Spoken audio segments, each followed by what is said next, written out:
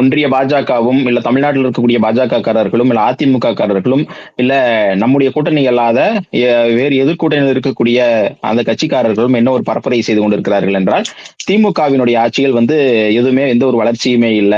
எங்களுடைய ஆட்சி காலத்தில் அப்படி இருந்தது. அதிமுக அண்டப்புழு ஒரு பக்கம் புழுகிட்டு இருக்க. இன்னொரு பக்கம் பாஜகக்காரர்கள் எங்களுடைய பிரதான் மந்திரிக்கு எங்கள் பிரதான் மந்திரியினுடைய ஆட்சியில் தான் இந்தியா அப்படி வளர்ந்து கொண்டிருக்கிறது, இப்படி வளர்ந்து கொண்டிருக்கிறது அப்படின்னு சொல்லிட்டு பயங்கரமாக பீத்திக் கொண்டிருந்தார்கள். ஆனா இப்ப அவங்க பீத்திக்கிட்டு இருக்கிறதுக்கெல்லாம் ஆப்பு வைக்கிறது மாதிரி ட்ரம்ப் என்ன பண்ணிருக்காரு தெரியுமா? இந்தியாவிலிருந்து இறக்குமதி செய்யக்கூடிய பொருட்களுக்கு 25% வரியை கூட்டியிருக்கிறார்.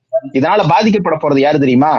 இந்தியாவில் இருக்கக்கூடிய ஏற்றுமதியாளர்கள். குறிப்பாக சொல்ல போனால் தமிழ்நாட்டுல, அதுவும் குறிப்பாக சொல்ல போனால் நாங்கள் இருக்கக்கூடிய திருப்பூர் மாதிரியான மாவட்டங்கள் மிக மிக பெரிய பாதிப்பை சந்திக்கவிருக்கிறது. 50%க்கும் மேற்பட்ட ஏற்றுமதியாளர்கள் யுஎஸ் பையருக்கு தான் பண்ணிட்டு இருக்காங்க. அப்படிங்கிறப்போ 25% அதிகமாக உயர்த்துகிற போது அவங்க டைரக்டா நான் இனிமேல் இந்தியா பக்கமே நான் போகலப்பா, நான் வேற ஏதாவது கண்ட்ரில போய் நான் இனிமேல் சோர்ஸ் பண்ணிக்கிறேன் அப்படின்னு சொல்லிட்டு போனாங்க அப்படின்னா, குறிப்பாக அது திருப்பூரை பயங்கரமாக பாதிக்கும். திருப்பூரை பயங்கரமாக பாதிக்கிற போது அது தமிழ்நாட்டை பாதிக்கும். தமிழ்நாட்டை பாதிக்கிற போது இந்தியாவை பாதிக்கும். அப்போ இதற்கு ஏதாவது ஒரு நடவடிக்கையை ஒன்றிய அரசு எடுத்திருக்கிறதா என்று சொன்னால் இதுவரைக்கும் எடுக்கவில்லை. எந்த ஒரு வளர்ச்சி திட்டத்தை பற்றியும் அவர்கள் கவலைப்படவும் இல்லை. மாறாக எப்படி எந்த இடத்தில் மதச்சண்டையை வளர்த்தலாம், எப்படி சாதி சண்டையை வளர்த்தலாம், எப்படி மக்களுக்குள் பிரிவினையை ஏற்படுத்தலாம் அப்படிங்கிற நோக்கத்துலதான் ஒரு பக்கம் ஒன்றிய அரசு செயல்பட்டு இருக்கு என்று